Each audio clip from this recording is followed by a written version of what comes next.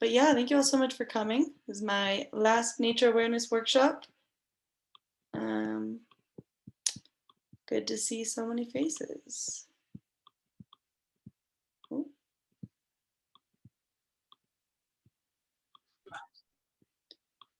Alrighty, here we go.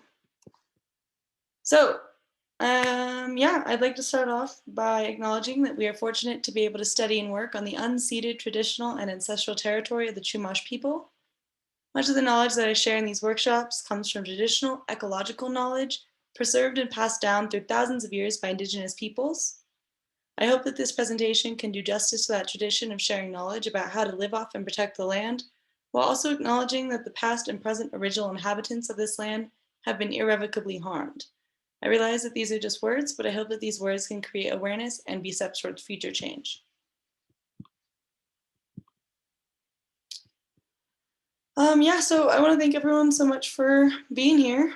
This is my 9th workshop of this quarter and probably like 20 something workshop of the last year since COVID started. Today's presentation is called Spring Edible Plants of Isla Vista. The purpose of this workshop is to learn what plants in Isla Vista are ready to be eaten this spring. We'll go over kind of a little bit of identification, where to find them, and how to prepare them. The cool thing about a lot of these plants, especially the ones that I'm probably going to get to in the next 30 minutes, they can actually be found all over the US, even all over the world, although they're definitely local to Santa Barbara, Isla Vista area. Cool. If you have any questions, comments, or concerns, feel free to type them in the chat, or if I ask you, or if I give you the opportunity to turn your mic on, you're welcome to do that as well.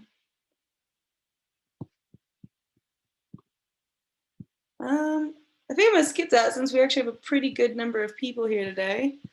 I don't think the 30 minutes is enough time to do a lot of sharing, but thank you all for coming. So for the purpose of this workshop, spring is defined as March through June. I'll talk about some plants that are currently ready to eat, some that will ripen, flower, or otherwise be ready to eat between now and the end of June.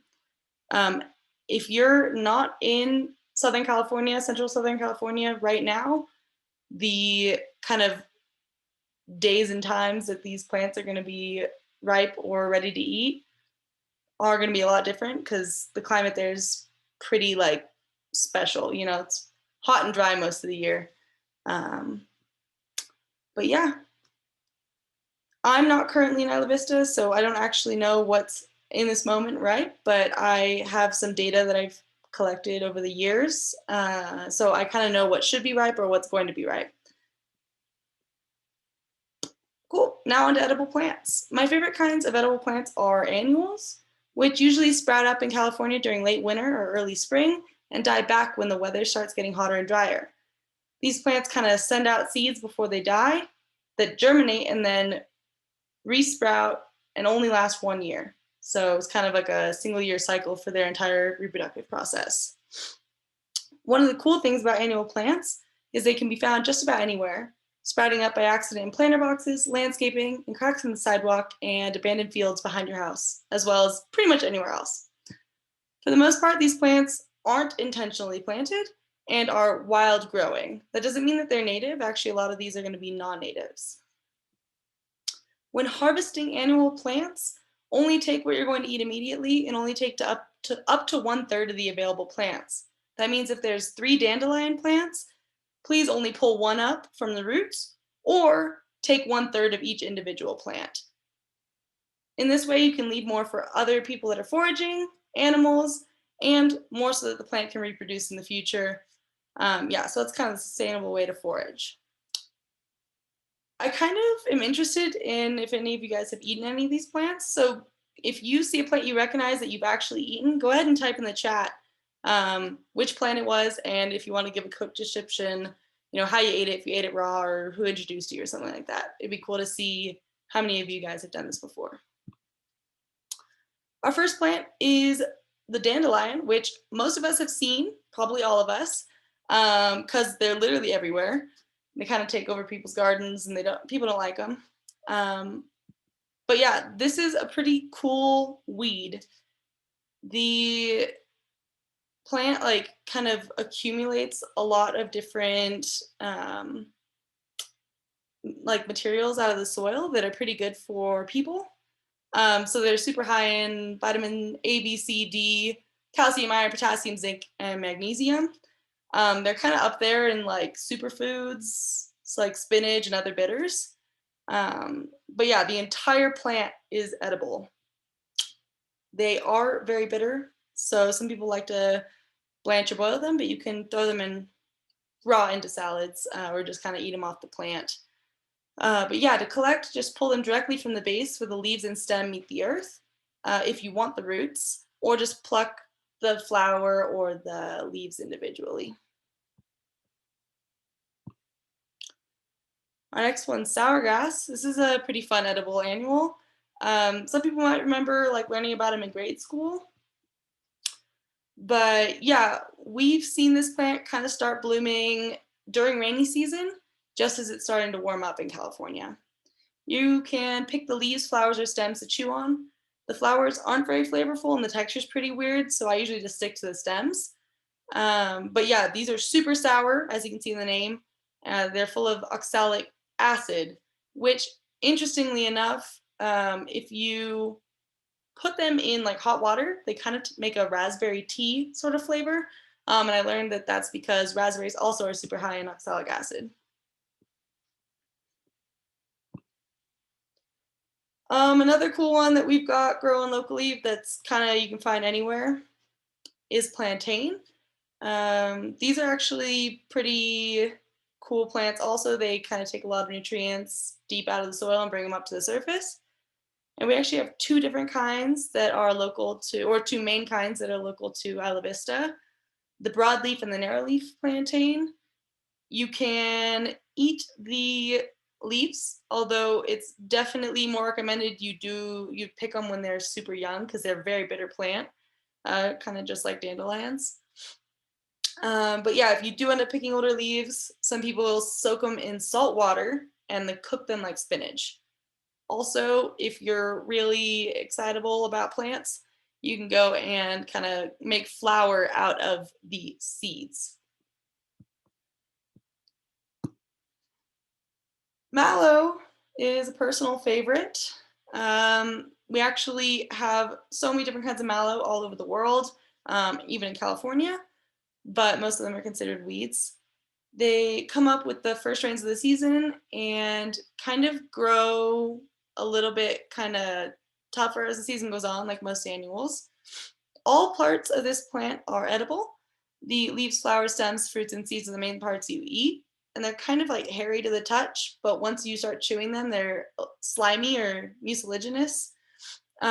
Very mild taste. So if you're looking for a wild plant that isn't super bitter, this might be a good option for you as a start off.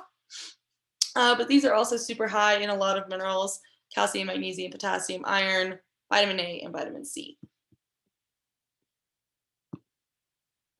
The pineapple weed's actually, I think, pretty cool just because it actually smells like pineapple. Like it's got this lovely, like fruity smell. Um, but yeah, would recommend just kind of picking one and trying these out. They can be eaten raw or throw them into tea, and they're very similar to chamomile, which in their properties because they're closely related, as you might notice from the shape of that flower. Another good one is black mustard. This one, if you live in wine country, you might actually see growing all throughout your vineyards. It's used. I'm not sure if it's intentionally used or if it just happens to kind of be like how they grow, but I think they bring up a lot of nutrients out of the soil that help the grapes. But yeah, this is a pretty interesting invasive plant that we have. And it actually grows, or relatives of black mustard grow all over the planet, including the Arctic Circle. So you probably, wherever you're calling in from, you probably have at least one variety. But yeah, so a lot of parts of this plant are edible: leaves, flowers, seed pods, roots, and the seeds themselves. Black mustard is kind of our main one in California. But yeah, you can eat the young leaves raw in salads or maybe cook the older leaves, but they get very, very bitter and pretty tough and kind of gross if you wait too long. Um, yeah, you could actually make mustard out of the seeds. It probably won't taste exactly the same as mustard you buy at the store, but it is possible. A warning about this plant, eating too much of it can cause a stomach ache, and some people are allergic to mustard.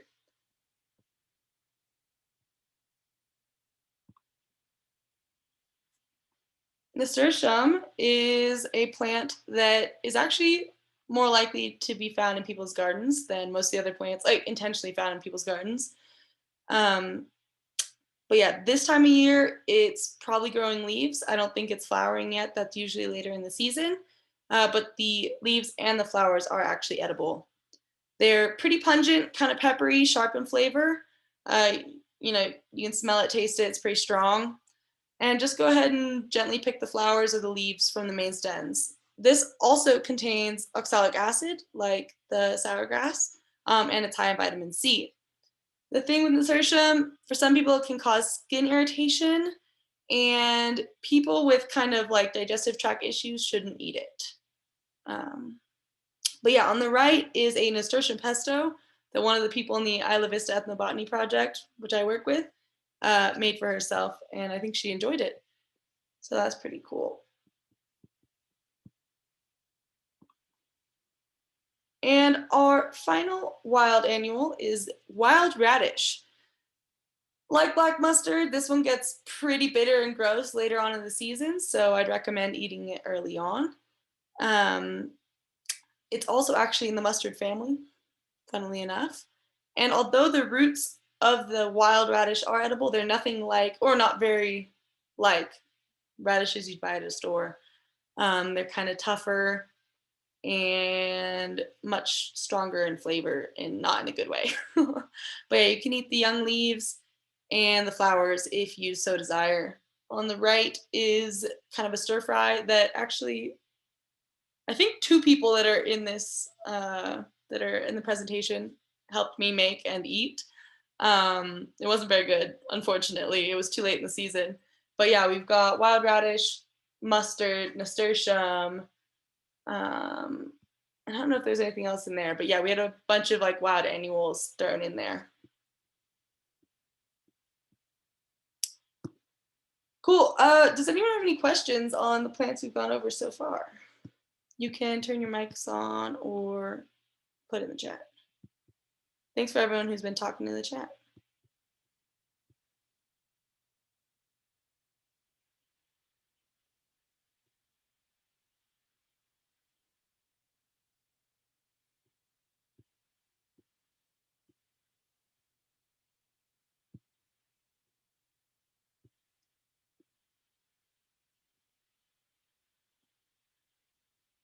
No? Yes? Maybe? All right. Well, if you do have any questions, go ahead and send them. The next section I have for you is native perennial edible plants. Perennial plants are going to come back every year for 3 or more years. They might resprout or just grow their leaves back when spring comes. Most of these that we're going to talk about, there's only a couple, can be found growing in kind of the open spaces around campus and Isla Vista, as well as Los Padres National Forest. And some of them can be found in the Chumash Heritage Gardens. If you are living in or around UC Santa Barbara campus, do not ever harvest from the Heritage Gardens.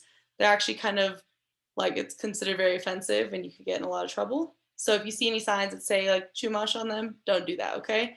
But as long as you're respectful of the native plants in the open spaces, you're welcome to harvest from them. So I already talked about kind of sustainable foraging for annuals. For perennial plants, you're also only going to want to take about 1/3 of the plant at most. Just, you're not ever going to like pull a perennial plant out of the ground because that plant is actually going to need to finish its reproductive cycle, which is 3+ years. Otherwise, it's not going to be able to reproduce and continue the population. So, if there's ripe blackberries only take a third of the plant. Don't rip the whole plant out. Don't take all the fruits. All right. And also, if you're trying to go for the fruits, don't take every single ripe fruit that's available, even if there's unripe ones left, because the plants or the animals and other foragers are going to want some of those. Okay. And yeah, if you're interested in participating, go ahead and type in the chat if you have any comments about your own experiences with these plants. Blackberries are a great one because pretty much everyone knows them. We actually have 11 different species of wild growing blackberry in California. I want to say only 2 of them are actually native. We've got a lot of like kind of quote unquote invasive ones or ones that people planted and have kind of gone wild.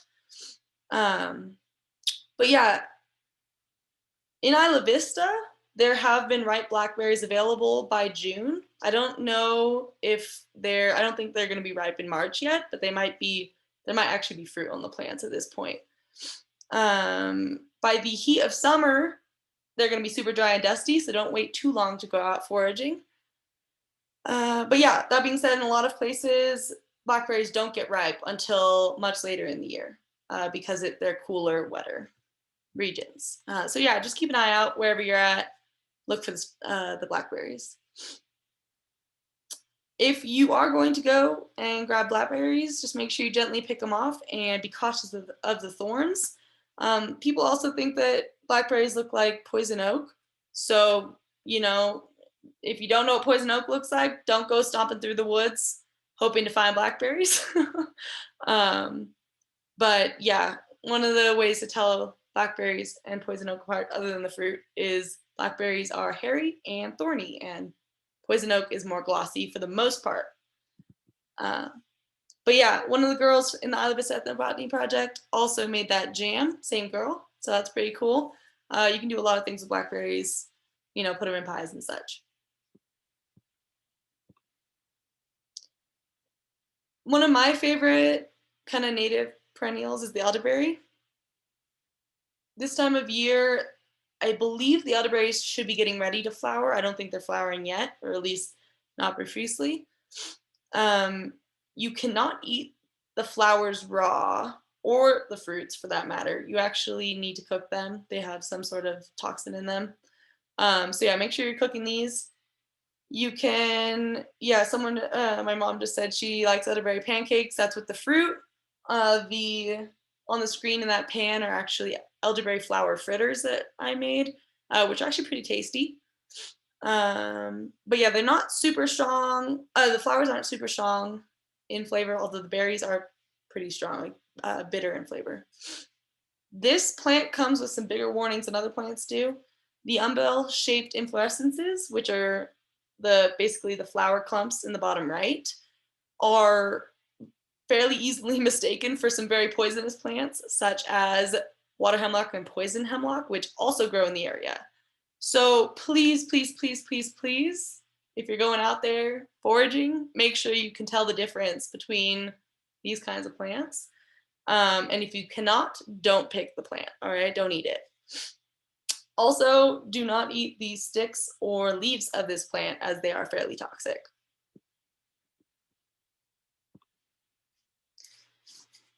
Prickly pear cactus, I've personally never tried. I know I'm sharing it with you, but a lot of my friends have. It's actually a common name for several different types of cacti, which all have kind of the edible fruit and edible petals. And so the fruits are these like red things in the picture, and the petals are the big green kind of flat part of the cactus. The fruits are also called tunas or nopales, and they apparently have a pretty sweet taste that some people describe as melony, strawberry, watermelony, or citrusy, which is kind of a pretty broad range. I don't know. But I'm guessing it also depends on the type of, like which species of cactus that's kind of all under the same name. But yeah, the fruit should be ripe anywhere between spring and late fall. And these cacti are mostly like kind of desert Southern California, Mexico, and I believe some of the rest of the Southwest. What else? Apparently the pads taste like green beans, so that's fun. and are often harvested and eaten when they're fairly young because they have fewer spines on them. You can eat the fruits and pads raw or cooked. This plant also has some big warnings that come with it.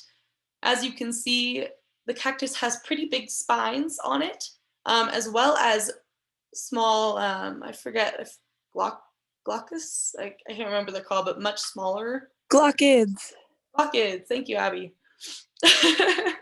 Much smaller spines, which are like invisible or almost invisible to the human eye, and you really need to know how to get these off of the plant before you try to put them in your mouth, because you can be hospitalized. So keep that in mind if you decide to go harvesting nopales or the pads.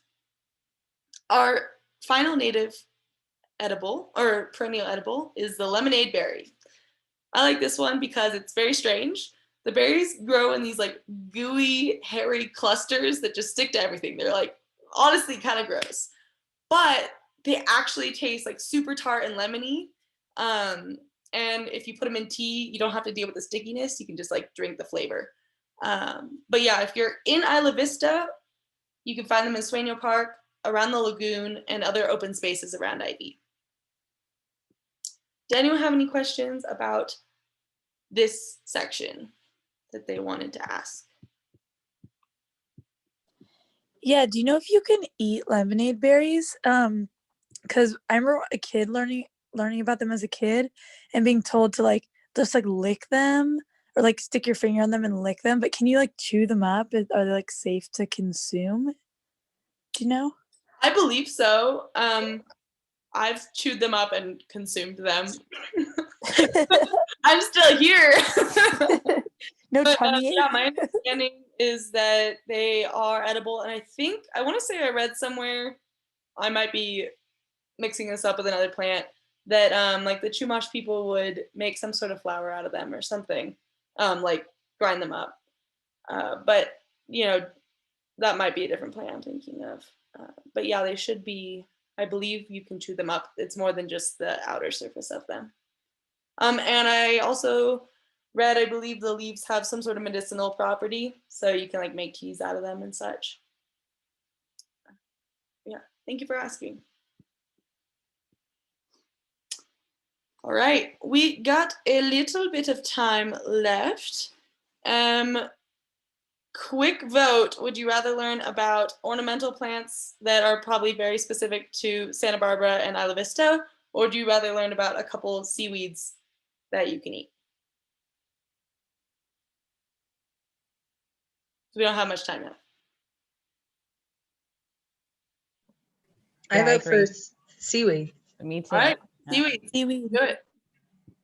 All right, so I did a presentation solely on seaweeds like a couple months ago. So I just chose 4 that are like ones I've seen on the beach, and that you're more likely to find in Isla Vista, excuse me. But yeah, so most ocean edibles, you're gonna have to wait for a very low tide day to go like wade out into the water. Some rocky areas are good places to find seaweeds. We got a couple of those in Isla Vista. And the great thing about seaweeds is most of them are edible and none of them are deadly, at least in California. That being said, there are a couple kind of poisonous ones or semi-toxic ones that could make you a little sick to your stomach. And seaweeds are fairly difficult to identify. So keep that in mind when you're going out there. Bring a book, bring a plant expert, whatever you need to do. Giant kelp, most, if not all of us, have probably seen, touched, found on the beach, whatever. Maybe you learned about it in grade school or like went kayaking and got tangled up in it. But this is a really cool one because it's one of the very few easily identifiable seaweeds. This bad boy can be found in temperate seas all over the world, including all up and down the western coast of the US. In California, it's usually found between 20 and 100 or more feet in depth. And it's one of the most common ones we see washed up on the beaches. Kelp is super high in glutamic acid, which is basically MSG, or is MSG, Sugar and sea salt. So it's pretty useful for curing and marinating meat and fish. But you can also eat it cooked or raw. Yeah.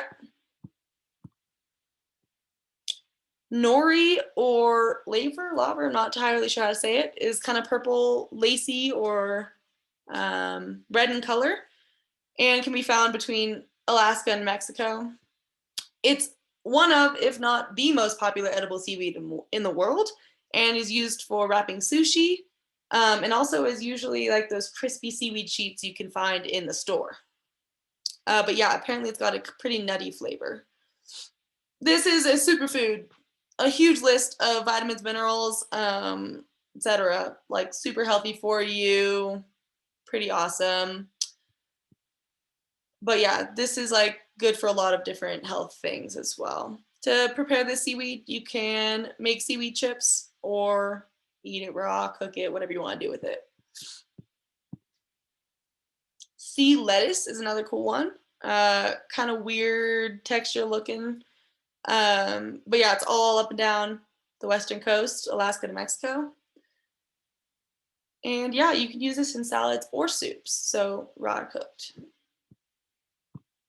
And the last seaweed I have for you is feather boa kelp, which honestly I think is very visually unappealing, and kind of looks like a feather boa, but slimier and gross, sandier. But yeah, the leafy blades and the hollow bladders, those little like round things, are the edible parts, and the bladders can be used as a olive substitute, and they pop when you bite into them. I think that's pretty cool. But yeah, I'm probably gonna wrap up, because unless you guys want to hear about ornamental edibles. But yeah, that's what I got for you guys. Anyone have any questions about seaweeds?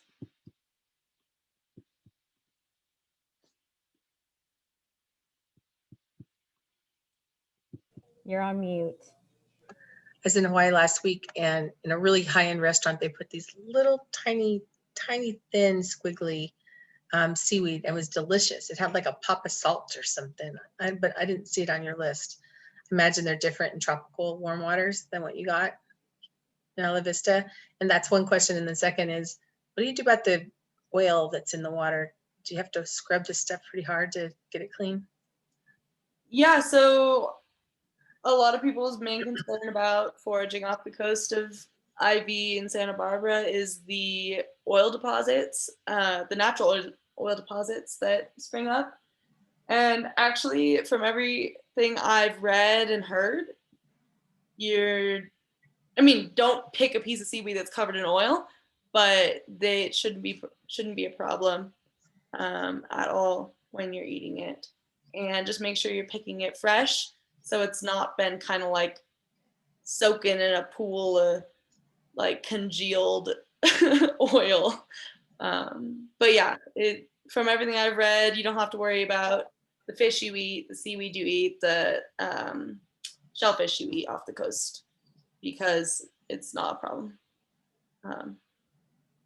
Thanks for the question.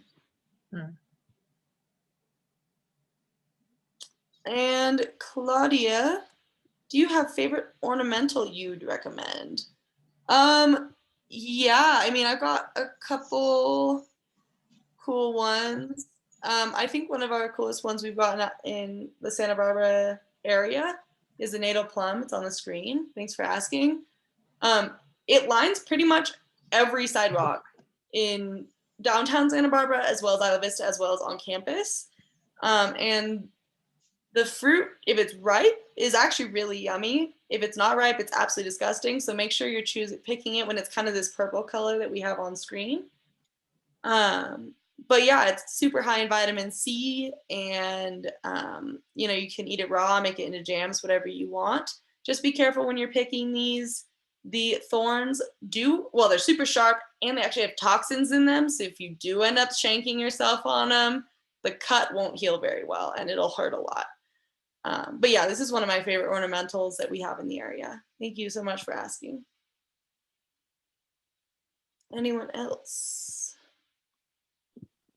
What makes a natal plum like ornamental and not like in your edible category? Well, so it is in my edible. So it's just ornamental edibles.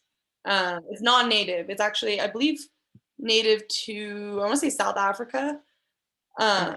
So yeah, it's ornamental as in somebody planted it intentionally, whereas the native ones are just kind of wild growing, and you can find them out in the mountains if you look for them. The ornamental ones are, somebody put them in their garden, they put them along the sidewalks, maybe they put them in an orchard, whatever that might be. Okay, thank you. Thanks for asking. All right, well, I'm happy to stick around, answer questions. If anyone wants to learn more about the ornamentals, we can do that, but I would like to respect your time. So thank you so much for coming. It's great to see all your faces and have you here. But yeah, I'm here for another minute. I'll stop sharing, or I'll stop recording. So if you want to talk, you're welcome to